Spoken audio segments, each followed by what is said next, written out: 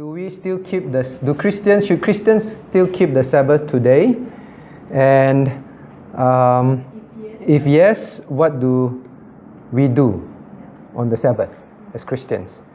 Okay, so that's a question that is very common, that is very often asked, and many Christians, they're either too afraid to ask or don't want to know. All right, so we'll answer the first part first. Now, is the Sabbath still something still for Christians to keep? Okay. Now, what was the answer in the Bible study group? Oh, we didn't ask that. Yeah, it was like they were answering another lesson objective. Oh, so that question came to your mind. Yeah. I see. Okay. So now, what do you think, Ray? Yes. Why? Because of the Ten Commandments. Because it is in the Ten Commandments. Which commandment is that? Alright, no answer. Veronica, which commandment is it about keeping the Sabbath? The sister giving hint. Now don't say 40. Don't say 40. Number 4, right? Commandment number 4. Okay, so commandment number 4. Now, so first we have to answer from scriptures. The keeping the Sabbath, let's turn to Exodus chapter 20, please.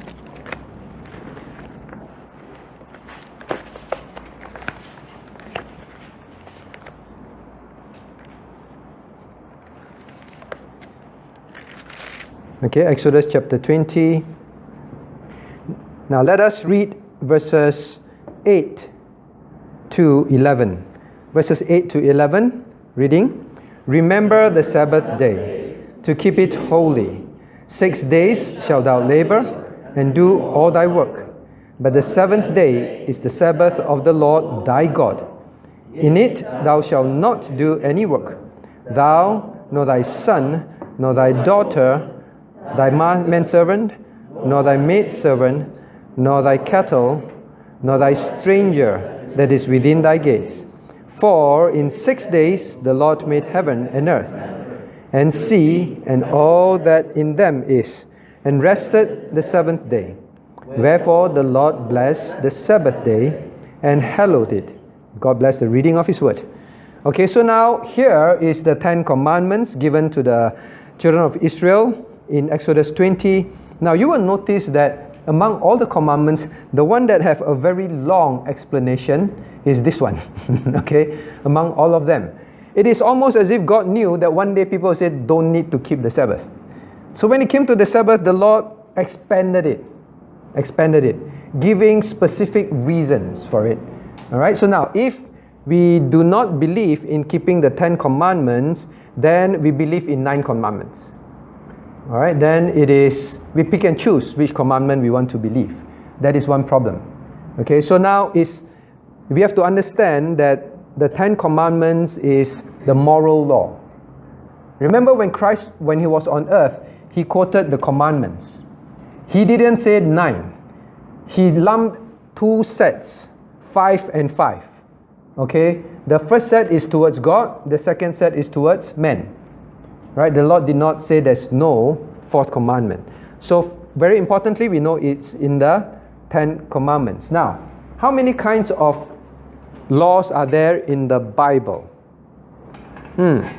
Jennifer, how many kinds of law are there in the Bible? I think you haven't learned that, but we try. Okay, how many kinds you think? Not sure. Alright, so you pay attention because you don't know, so you pay attention. Actually, maybe ask anyone. Jason, how many kinds of law do we read in the Bible?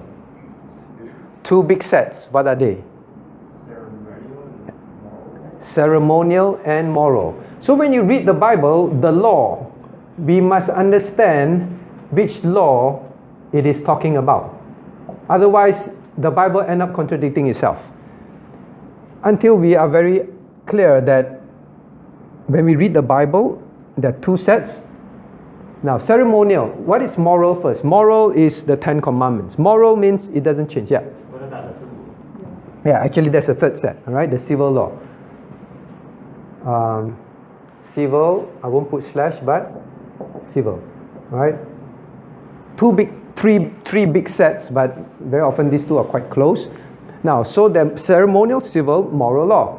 Now, moral law means it is something that is everlasting. It doesn't change. Morals doesn't change. It's fixed. The 10 Commandments, right? God said, don't worship any other idols. Is forever. God say, do not kill. Is always. It is not over time. It's okay to kill. God said, don't commit adultery. No, we live in modern society, so adultery is okay. No, moral law is that which guides all God's law. It's based on the moral law. This doesn't change. All right. So now that. So what about ceremonial law? Christina, what do you think ceremonial laws are? Like a Sabbath thing. Say again?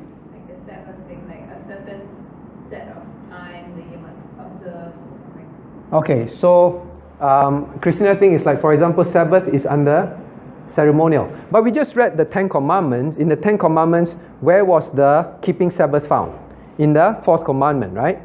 Right? So it's very clear from Exodus 20, the Sabbath is under the 10 Commandments, which is the moral law. Okay? Now, we'll come to this after. So what do you think it is? Kenny, what do you think it is? Kenneth, what do you think it is? I think it's like good. Like what? Practices, do's and don'ts, like obeying Holy Communion and all that. Okay. Now, okay, when we see ceremonial law, remember they have to go to the temple and perform a lot of ceremonies. All right. What are they? Kill the animal, burn the animal, what kind of drink offering, what kind of meat offering, and then those are called the ceremonial laws. Okay. So not this. We'll talk about Holy Communion another time. So Sabbath is definitely under 10 Commandments. We read it. All right. So in the Bible, ceremonial laws are all those that has to do with the sacrifices and like circumcision. Okay, all those things. The ceremonies that they keep, ceremonial. What about civil law? What do you think civil law is? Maybe Gina, what do you think civil law is? This will be the easiest. Civil law. Societal? Yes, societal, correct. Means in society, God say if you steal one sheep, you return how many? If you do this, how to make restitution in society. It's just like us today, right? The government say if you drive over 50, you get fined in this location. It has to do with all their living in society. You have to remember at that time, Israel is under what is called is under God's direct rule. So God will set the law. So the law for Israel is very different from other countries. In other countries, you steal, no big deal. But for Israel, you steal one sheep, you return 4, I think. All right. So all those set by God. In society, that's how you live. If someone come into your house, okay, climb into your house, and the person steals something, a thief breaks into a house, and the thief attacks you, and then you defend yourself, and then the thief dies. What is that under which law? And then God said, it's okay, self-defense. Which law do you think that's under? Civil law. So God had all those laws that guided the Israel, how they live in Israel. The ceremony are all the religious laws. Okay? Which animal you use for sin offering, which animal for what kind of thing, which animal you cannot eat, that kind of thing you must wash and all that. So ceremonial. So 3 kinds of laws. Okay, so you must understand that first of all. Then from there we can know whether the Sabbath is in existence or not. So number 1, Sabbath we believe Sabbath is always in existence because it's part of the moral law. Okay, now the question is this, right? So what about now can you read this and tell me what does God relate the Sabbath, keeping the Sabbath to? Can you look at verse 11? Verse 11.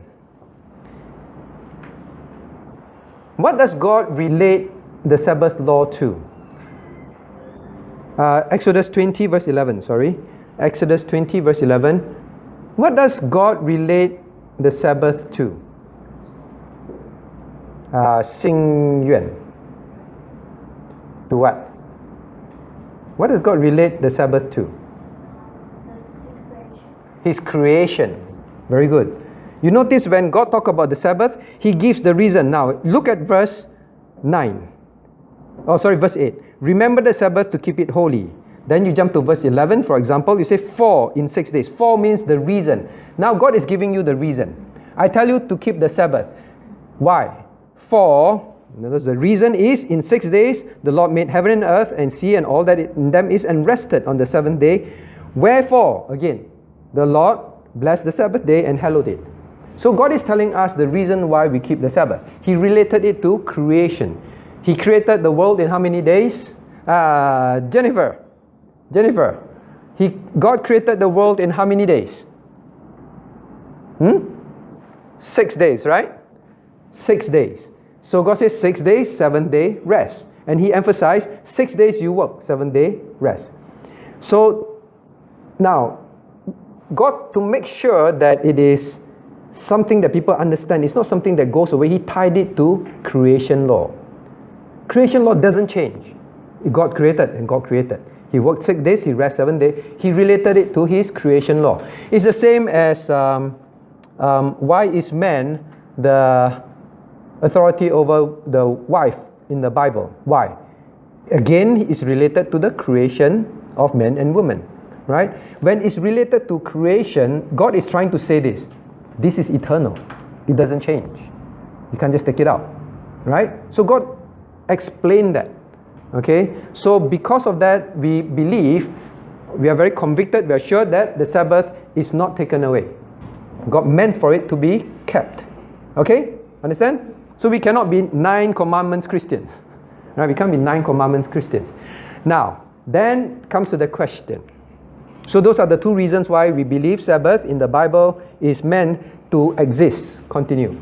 Okay, then the question is this. So it is enforced. Now, the question was about Christ and the disciples when they were walking and then they plucked corns and then they ate, and then the Pharisees jump on that and say, how can you break the Sabbath? Right? How can you break the Sabbath? And became a very big fight. Now, you have to know also that the Pharisees, over time, they added additional laws. They added additional laws to God's ceremonial law. Okay?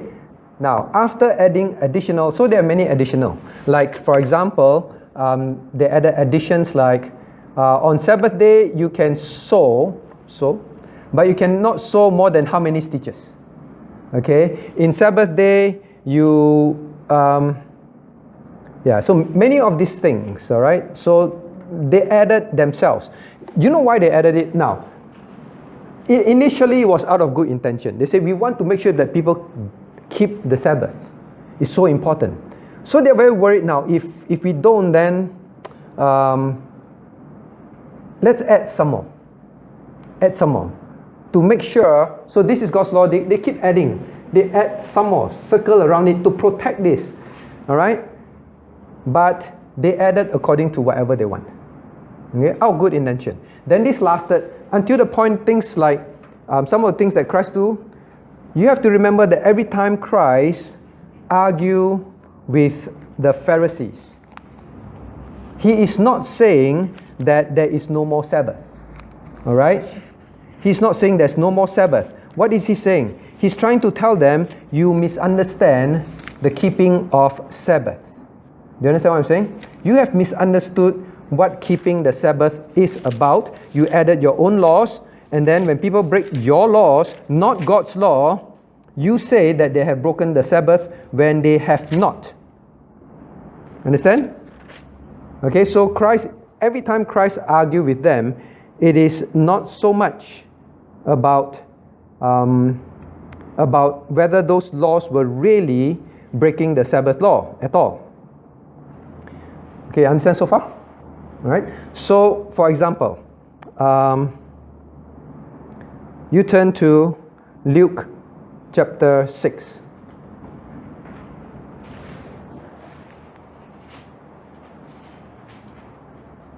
Okay, now this is the incident, right? Let's read from verses 1 to 5 together. Reading, and it came to pass on the second Sabbath after the first, that he went through the cornfields, and his disciples plucked the ears of the corn and did eat, rubbing them in their hands. And certain of the Pharisees said unto them, Why do ye that which is not lawful to do on Sabbath days? And Jesus answering them said, Have ye not read so much as this, what David did, when himself was an hungered, and they which were with him, how he went into the house of God, and did take and eat and shew bread, and gave also to them that were with him, which is not lawful to eat, but for the priests alone? And he said unto them, that the Son of Man is the Lord also of the Sabbath. Okay, what is Christ saying? Now he said, how can you do this? You're breaking the Sabbath. Now Christ is saying, look, they say that they have broken the law on Sabbath. Now this law is not God's law, it's their own law. And they make up a lot of laws and they accuse people, but Christ gave a principle. Now he said, I am the Lord of Sabbath. Means he said, I am the one who institutes Sabbath. I am the one who defined the laws. So I should know whether the law is broken or not. Right? That's what he's saying. I'm the Lord of Sabbath. You want to tell me that I've broken the Sabbath? Alright? Then he says, now don't you remember that David went to the temple and he ate of the shewbread, which is not allowed for normal people, only for the priest. Okay, but the priest gave it to him and he ate it. Okay, now what is Christ saying? He's setting the principle of Sabbath. Okay, what is the principle of Sabbath? Because your question is this: how should a Christian keep Sabbath? Right? Now, so Christ here set the principle that when it is works of mercy. Now, look further, he explained. Look at Luke chapter 6. Look at Luke chapter 6. We know the story, right? The Lord healed that man on Sabbath. Then the Pharisees want to jump on him. Look at verse 9. After he healed the man, then Jesus said unto him, I will ask you one thing. Is it lawful on Sabbath to do good or to do evil, to save life or to destroy? Now, here again, you ask yourself, the Lord purposely chose to heal the man on Sabbath. Now, the Lord is almighty. He knows the future. He knows everything. He said, why don't he choose to heal on Monday? Then not so much quarrel. He purposely chose to heal this man on Sunday. Why? To teach the principle to them that you have been keeping the Sabbath wrongly. Why? On Saturday. I'm sorry. On Saturday. We'll come to why it's Sunday. Now, why he purposely did it on the Sabbath day itself is to teach the principle.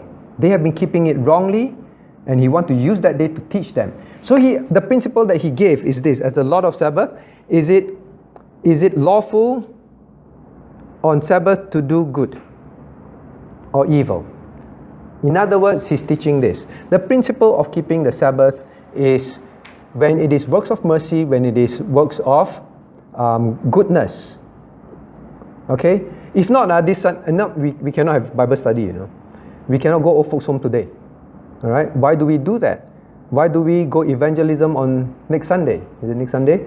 It's Sabbath, we down there Sabbath cannot walk so far, in Israel, right?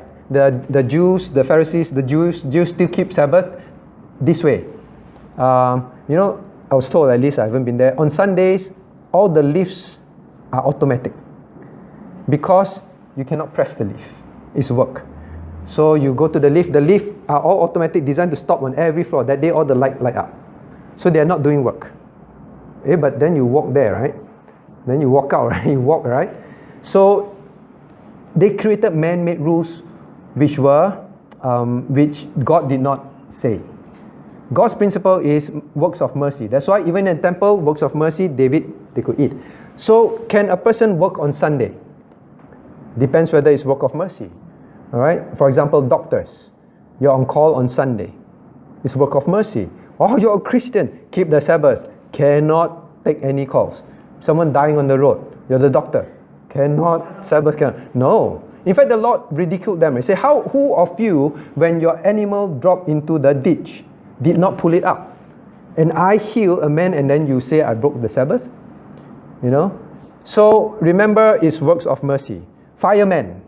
If you're a fireman, house on fire, then the fire chief call you and say, sorry, I'm a Christian, I keep the Sabbath, I cannot go. No, works of mercy. All right, works of mercy. I want to make more money. Ooh, Sunday. Last time I have Christian friends in the army.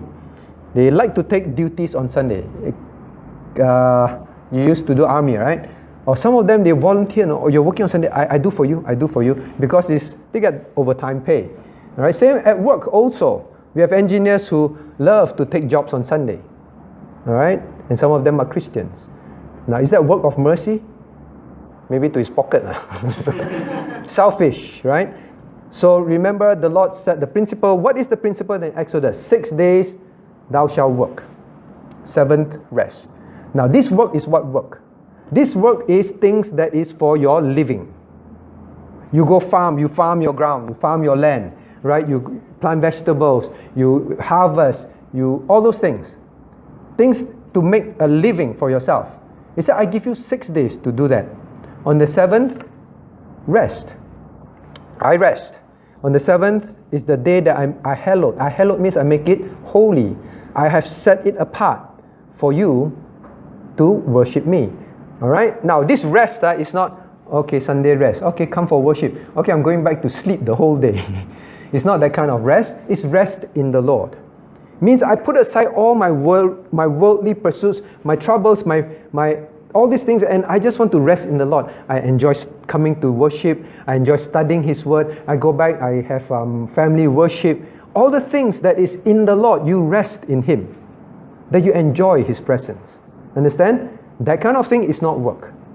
Okay? So the Lord said the principle works of mercy. 6 days. Anything that you can do on the rest of 6 days, you do.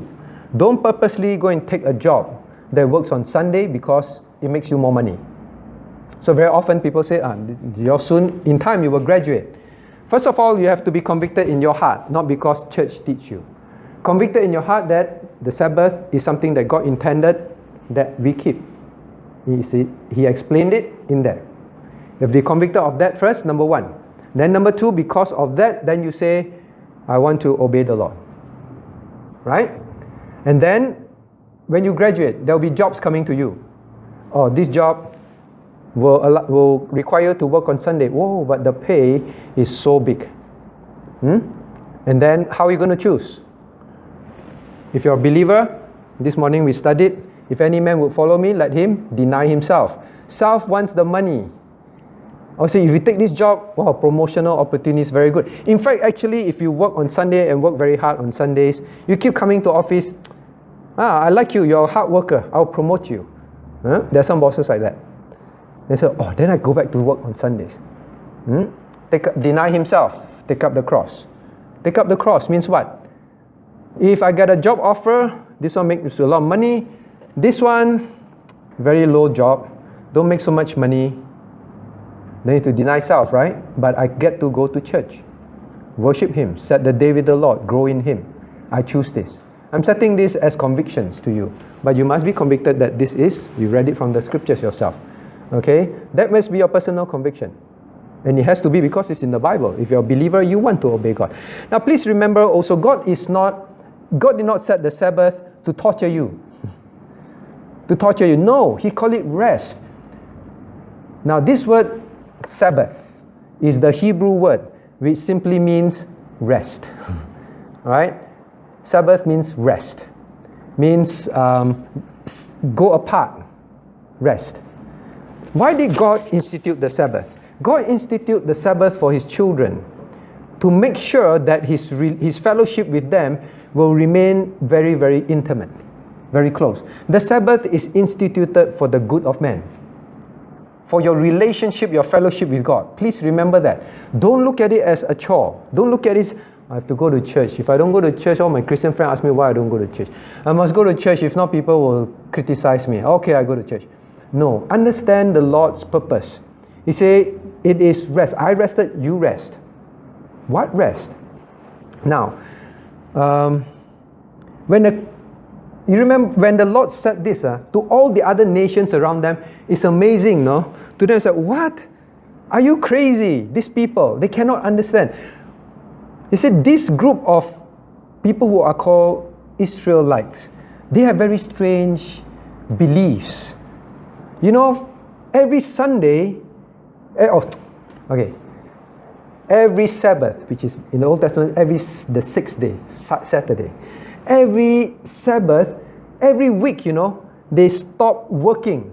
The whole nation don't go farming, you know. All the things that they do to make a living, they don't do it. To other nations, they are shocked. Why?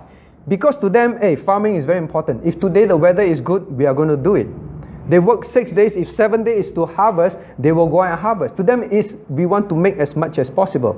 In fact, they say, you are crazy. These 6 days, it has been bad weather. This 7th day, the weather is so good, and then the whole nation don't work.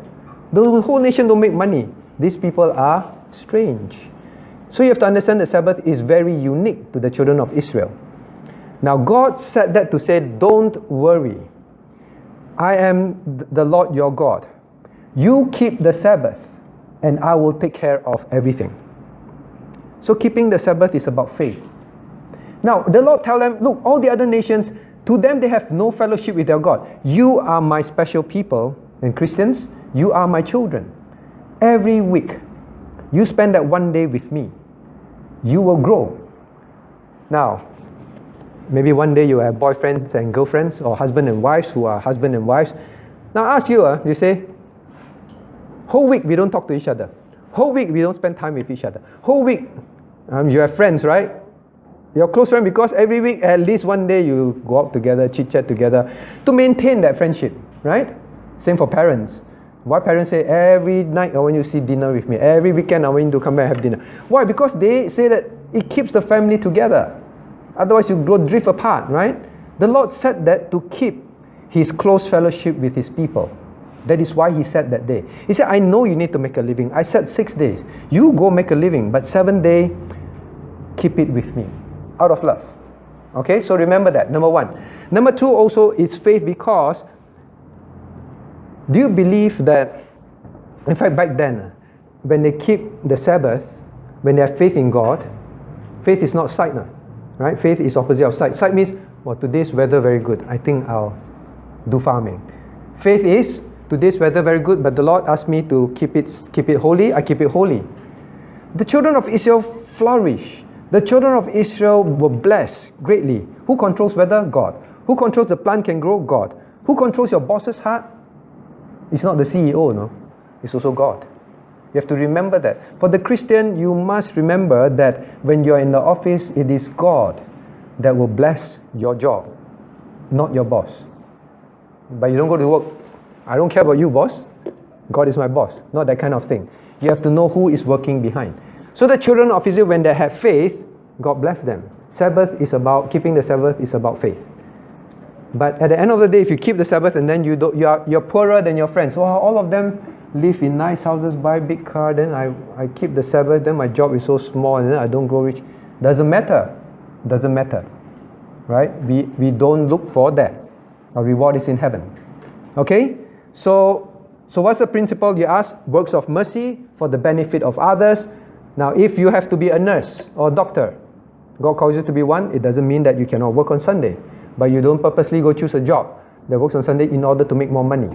6 days thou shalt work. Okay? Alright, so that, have I answered your question? The first part, yes, it is. You still need from scriptures. Now, what about the argument? Some of the ceremonial laws are passed. Their argument is this. Maybe you go back and you tell, I believe that the Sabbath is for us to keep. And then your Christian friends quote you Colossians chapter 2. Let's turn to Colossians chapter 2.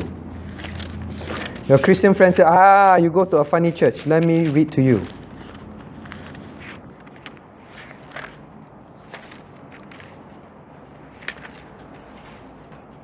Okay, before we read that, before I forget, I read some website say, please,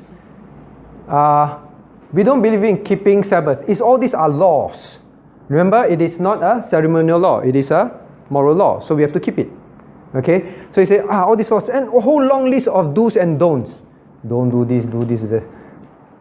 So someone wrote back and said, he answered very simple. He said, I only have 2 rules.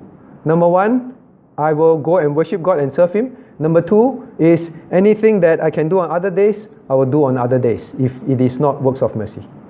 That's 2 rules, that's all. Alright?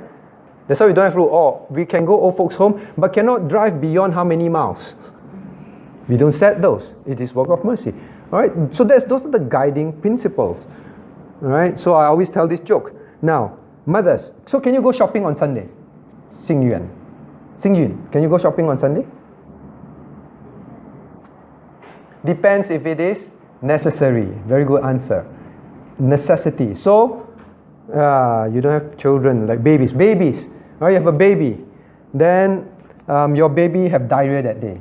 Then your baby have diarrhea. And then you use up all, keep changing nappies or run out of Pampers. Cannot go shopping. What you do? Look for newspaper. Use newspapers. Alright? Works of mercy. This is necessity. Means you have already done all you can. Alright? Don't do this. Oh, Sunday, I want to go shopping because Sunday got sale. I purposely don't buy enough Pampers. Purposely feed the baby such I get diarrhea. We have to go shopping. Alright? God knows your heart. Alright? God knows your heart. So remember, it is necessity. Okay, necessity. So don't. But if you say, I go to church already. Yeah, I go to church already. I go to old folks home already. Yes, let's go shopping now. Yay. No. It's for the Lord. Go back, do your devotion. You always complain, no time to pray, no time to read God's word. It's a time for you to be very close to your God. God set it apart. Trust Him that when you keep the Sabbath, He will bless. I remember my student day. First, when I was there, the year before I graduated, wow, my parents spent a lot of money, Better study very hard. Okay, but must go to church. Go to church. The moment finish, rush back. Study. Didn't do very well. Second year, I said, this is my last year. When I come out and work, I'll be very busy. I want to really draw close to God. And the Lord put in my heart desire to just spend the whole day with Him. Go for morning worship, go for evening worship. In between, just spend the time with the Lord, singing hymns, reading Christian books, growing, listening to sermons. That year did very well in my final year. But not like that. Now I know. If I keep Sabbath, God will bless me. Not like that also. Alright? You do it because you love the Lord. Okay? So remember that. These are the principles from scriptures. Alright? So no one can tell you, on Sunday, all these do's and don'ts. As long as works of mercy, it is for the Lord's work. That's why the Lord said, don't you know that the priests, they profane Sunday, they do so much work, right? The priest, Sunday is the busiest day for the priest. Sabbath is the busiest day for the priest. So many people will come to the temple, so many sacrifices to make. How? No, those were works of holiness. Okay, godly work. Okay, Ken? Alright, so now your Christian friend will show you this verse. Colossians chapter 2, verse 16. Colossians chapter 2, verse 16. Okay, now let's read together. Let no man therefore judge you in meat or in drink or in respect of an holy day or of a new moon or of the Sabbath days. No man should judge you. Terrible preacher. Teach wrong things. How can you tell people to keep it? No man should judge you. I don't know, go to church. Fine, no man should judge me. So someone wrote on the internet, this is the most common excuse. Alright? Every day should be Sabbath. Every day, because we say Sabbath is a day where we keep it for the Lord. So every day should be for the Lord. Every day should be holy.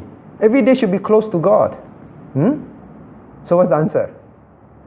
Okay then just use one day to go to church. So this kind of answers is making excuses. But here, people will also quote this to say, look, theologically, you're wrong. How? Is God contradicting Himself? One moment He says it's a moral law. Next moment He says, let no man judge you in keeping holy days or Sabbath days. How? Do we keep or don't we keep? Jason, what do you think? Only God judges. God is supreme. Only God judges, but did God say keep? God say keep, right? So must keep. Brian, what do you think? Difficult, right? Yeah, this is a difficult verse. How to explain? How to explain? So does it mean that we should not keep the Sabbath and no one should judge us? No one should. Do we judge or not? Should Christians judge? Yeah, but not your own judgment. The Bible says, judge righteous judgment. Okay, judge right. What is righteous judgment?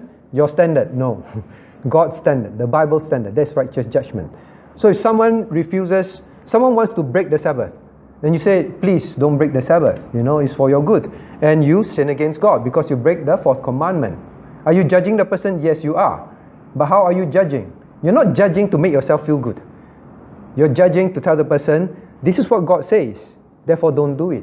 For your good, not to sin against God. Alright? This righteous judgment. Now, so how do you explain this? Actually, anyone who knows the answer? No? Okay, so now, there are, in the Bible, remember okay, let me ask. Kenneth, what is the meaning of Sabbath? The Hebrew word. The Hebrew word, Sabbath. Just now I explained. The word means rest, right? Sabbath means rest. Okay? Sabbath, that is not the Hebrew word for Saturday. Right? Sabbath is rest. Okay? Now, in the Bible, you will see this word Sabbath used in different ways. Okay? It simply means rest. Now you please look at Colossians chapter 2 verse 16. Is this Sabbath singular or plural? Sabbath days. Okay, it's plural. Right? Plural. Now, there are many different kind of Sabbath days for the Jews. Alright? Some Sabbath days are in the 7th year. Now, I'll give you an example. Turn with me to Leviticus chapter 25. Leviticus chapter 25. The third book from the Genesis. Leviticus chapter 25.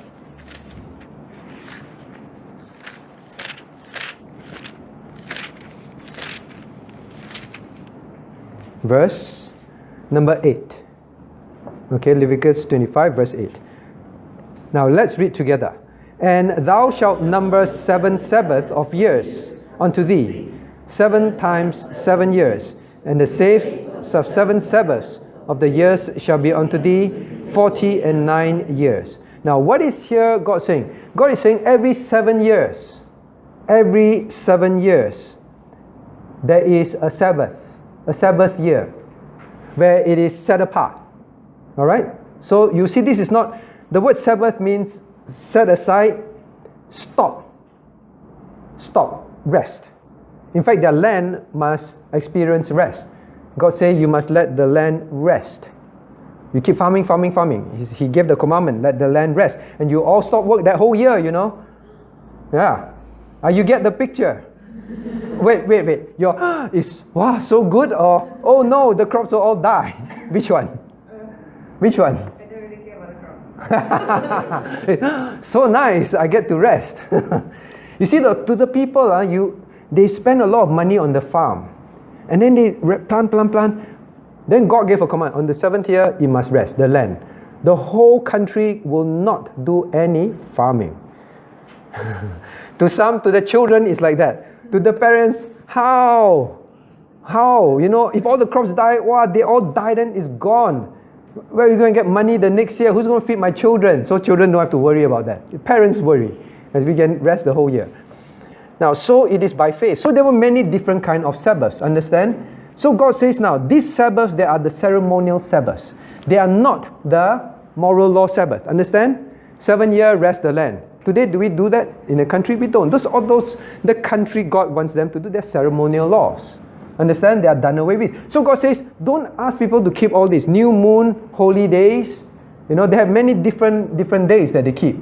So all these, don't judge men on that. So if someone wants to, some of the Jews, they will celebrate certain holy days that for the Jews. God said, if they want to do it, okay. If they don't do it, fine. But Sabbath, the rest on the seventh day, that Sabbath, that one, no. That is a commandment. The rest that are the country's celebrations and all that, you want to keep, you don't keep, it's up to you. Understand? So let no man judge you of holy days and Sabbath. It's talking about that kind of Sabbath. God cannot be asking you to break His own fourth commandment. Understand? Alright? When we don't understand scriptures and the words, we get confused. So not just that, you can look at Leviticus 23 verse 4, just to prove to you there are different kinds of Sabbaths. Leviticus 23 verse 4. Leviticus 23 verse 4. Alright, so this is one of the weekly Sabbath. And these are some of their different Sabbaths. They are holy, verse 2, they are the holy convocations, the holy gatherings. Actually, this is not the verse that I want to show you. It's actually verse 23, verse 39, I'm sorry. Verse 39. Okay, now these are all their holy days and their different Sabbath. Verse 39, also in the 15th day of the 7th month, when ye gather in the fruit of the land, ye shall keep a feast unto the Lord 7 days. In the first day shall be a Sabbath, and the 8th day shall be a Sabbath. You see? Sabbath on the 8th day. It simply means rest. You know, how come Sabbath on the 8th day? Because it means rest. God said different kind of things for the nation of Israel only. This kind of Sabbath, He said, don't judge them. Alright? This Sabbath, moral law, must keep. Okay? Understand that? So, convinced from scriptures. Okay? Now, what about, then you know why in the New Testament it is on Sunday. Okay? In the New Testament, after the Lord went to heaven, you will always read in scriptures. In the New Testament, the apostles knew. In the New Testament onwards, they always met on which day to worship? On the first day of the week. You will always see in Book of Acts, first day of the week. First day of the week. You notice that there's a change. There's a change. Now, that's why in the New Testament it's called the Lord's Day. The Lord's Day. Alright? Sabbath is actually set apart for the Lord. Why is it called the Lord's Day? Because the Lord resurrected on the first day of the week. Alright? And then naturally from the scriptures, the apostles shifted the Saturday Lord's Day to a first day Lord's Day, and they always gathered as a church. So that is now the new so-called Sabbath. The New Testament Sabbath is the Lord's Day. We gather on that day. Alright, but the principle of the Ten Commandments still carries on. The day has changed, but not the commandment. God did not say, keep Saturday holy. God say, 6 days, 1 day rest. Alright, now that 1 day is the first day. Okay? So the principle remains. Ken? Let me see if anything else I want to say to you. Anything anyone else wanted to add that I didn't add? Yeah. So it's a question. Right, the term mercy is kind of vague, right? Like somebody asks you to... Acts of mercy is vague. Yeah. Okay. Somebody asks you for help, but depending on like how urgent it is. Yep. Yeah. Okay, so mercy, like what kind of help? Like they don't want to do their shit on Sunday, so they give it to you. You don't know whether, that's really urgent for them. Alright, so I explained just now already. Did someone don't want to do the shift? Okay, when I was in the army, someone don't do Sunday. Very sad to see the Christian. Oh, I do for you. Huh? Weekdays, other days is I think $25. Sunday is $50. That one is their own private money. It's not like how many cubics or it's covering union. Yeah. Because they sell duties. Yeah. Right? Now, for the Christian, alright, acts of mercy is those that involves life, protection and keeping of life. Okay, protection and keeping of life. A parent gave a good example because the daughter said, Mommy, I don't go to church on this Sunday because tomorrow I got music exam. Alright, I don't go to church, I don't go to old folks home. I'll go to church but I won't go to serve God. Then the mother said, well, you had 6 days to practice. This is the Lord's Day. You will go and serve God. The principle is there is 6 days for the person to do it. If the person don't do it, then they should learn. Then the kid was, okay, say, yeah, true. That's true. Mom, you're right. I must follow the Lord's principle and I must have faith. Then the kid went. And then the kid wrote the next day in the Facebook, I woke up early in the morning and I practiced. The whole week I've been trying, but I can't. But when I put the Lord first that morning, I practiced and the piece was perfect. And I went for my exam, I played perfectly. Faith. Alright, so you must believe. We should not take mercy and just, okay, mercy, everything is mercy. You have to evaluate very carefully.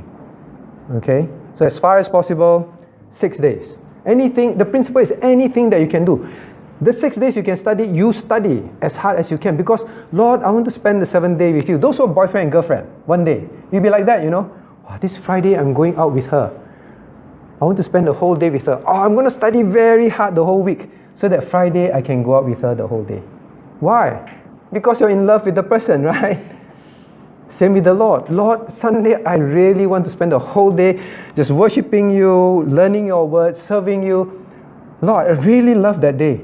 God, these 6 days I'm going to work as hard as possible. The problem is 6 days, play computer game, watch movie. Oh, Sunday, a lot of work. I cannot, a lot of work. I must. God knows. Alright? God knows. When we love the Lord says 6 days thou shalt work. 7th day, spend it with me. Alright, that's the principle. Okay, so I think we can only cover one question today. Next round, people ask things like, can we fly? Who asked? Alright, interesting. Can we fly? Can we fly during the millennium? Alright, so those of you who don't know what's the millennium, so can we fly? Alright, what do you think? Alright, can we fly? Then it's related again, how will we go to Jerusalem to worship? Fly. or will there be Singapore Airlines still at that time? Alright? And yeah, some of these things. I didn't have time to answer your question. Xing Yuan. Actually, we have 5 minutes. Let me see if I can answer. Yeah, I can. 5 minutes. Alright? So at least we answered it. Now, please turn to 2 Corinthians chapter 11, please. 2 Corinthians chapter 11.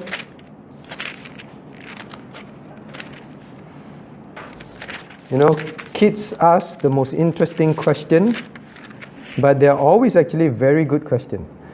Okay, 2 Corinthians chapter 11, verse 30.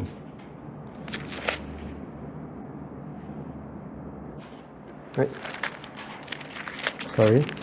Okay, let's read together 2 Corinthians chapter 11, verse 30. Now, Paul says, if I must needs glory, I will glory in the things which concern mine infirmities. So the question is, what does it mean if I need glory? I will glory in things which concern mine infirmities. Because last week, or previous week, we just learned, do not glory, do not boast, right? But here Paul says, if I need to glory, I will glory in things which concern my infirmities. So the person asks, what does it mean? What does it mean to take glory? I thought we shouldn't glory. And what does it mean to glory in my infirmities? Okay, anyone want to try? Because you must think. I always say you think also. Christina smiling. Why? What do you think Paul is saying?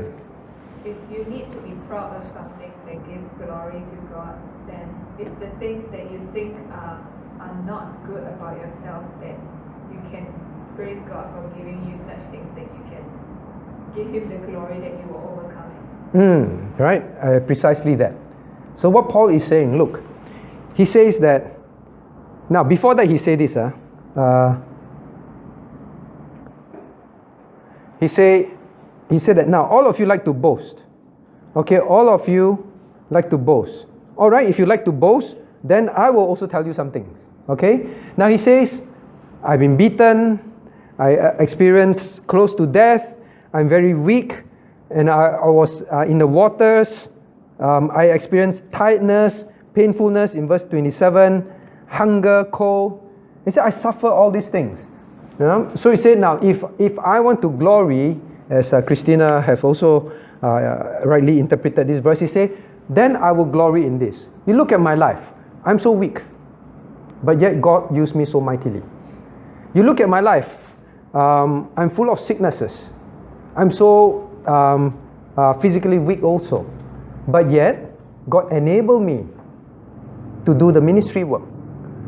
Then he said, if I want to glory, then I want to tell you that I, Paul, am such a useless and weak person, but yet God can use me, will use me. What a glorious God, that His power can work even through the weakest instrument like me. Understand? So he is actually giving back glory to God.